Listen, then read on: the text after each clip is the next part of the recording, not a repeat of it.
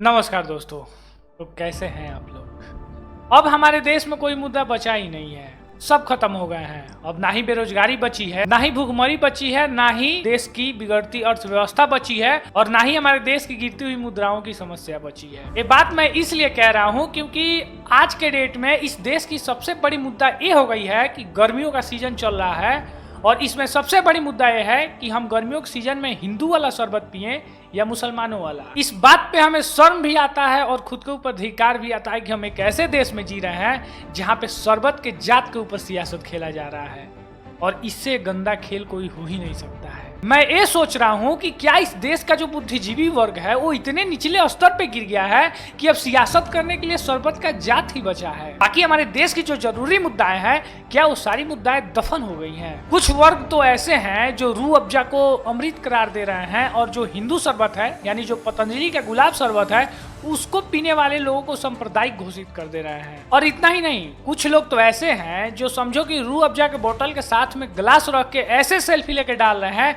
जैसे मानो कि देश की अर्थव्यवस्था का 90% हिस्सा उन्हीं के हाथ में है और उन्हीं का ये रूह अफ़ज़ा का शरबत है जिसकी वजह से हमारे देश की अर्थव्यवस्था आज के डेट में कायम है। मैं इस देश के उस बुद्धिजीवी वर्ग के लोगों से पूछना चाहता हूँ कि क्या रूह अफ़ज़ा के बोतल के साथ गिलास का फोटो डाल देने से इस देश की भूखमरी खत्म हो जाएगी, इस देश की बेरोजगारी खत्म हो जाएगी, इस देश की नेताओं की नाकामी दूर हो जाएगी। मेरे भाई, निर्लज्जता की भी एक सीमा होती है। और इतना ही नहीं, और जो दूसरी तरफ के जो बुद्धिजीवी वर्ग हैं वो लोग पतंजलि शरबत को हिंदुत्व का प्रतीक मान रहे हैं। उनके लिए मानो कि रूह अफ़ज़ा का सेवन करना धर्म विरोध के जैसा है और उसको पीने का मतलब हुआ कि आपका धर्म बदल चुका है, आप अब हिंदू से मुसलमान कैटेगरी में हो गए हैं। और सबसे बड़ी निर्लज्जता की चीज देखिए, इसी बीच बाबा रामदेव आते हैं और कहते हैं कि अगर तुम रूह अफ़ज़ा पियोगे तो उसे मदरसे का निर्माण होगा और तुम पतंजलि का गुलाब वाला शरबत पियोगे तो गुरुकुल का निर्माण होगा। इतनी घटिया लॉजिक है, इसका कोई अंदाजा नहीं लगा सकता है। गुरुकुल और धर्म का तो कोई गारंटी नहीं है, लेकिन रामदेव बाबा जी आप अपना शरबत पिला के डायबिटीज का एक उपहार जरूर लोगों को देंगे क्योंकि इस शरबत में शरबत कम और शक्कर का घोल ज्यादा है। लेकिन सबसे बड़ी सोचने की बात यह है कि कभी कभी बाबा रामदेव निर्लज्जता की सारी हदें पार कर देते हैं।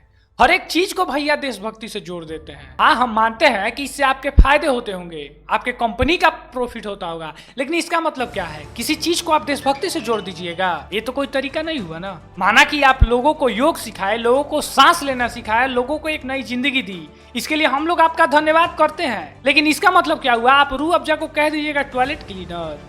तो एक चीज ये बताइए कि जो आपका गुलाब वाला जो शरबत है उसमें क्या गुलाब की पंखुड़ियां सीधे स्वर्ग से टपकती है? एक चीज याद रखिए कि आपका भी शरबत वही रूह अफ़ज़ा की तरह चीनी का बस घोल ही है और वो लोगों को कोई गुरुकुल और मदरसा नहीं देगी, वो लोगों को डायबिटीज देंगी, अनेकों तरह की बीमारियां देंगी। लेकिन बहुत शर्म आता है इस चीज को लेके कि आपने अपने शरबत को अच्छा करार के और बाकी जो रूह अफ़ज़ा वाली शरबत है उसको जिहादी करार दिया है। क्या देश में लव जिहाद XYZ जो भी हाफजाब वाला जिहाद है कम था कि आपने इसमें शरबत जिहाद मिला दिया?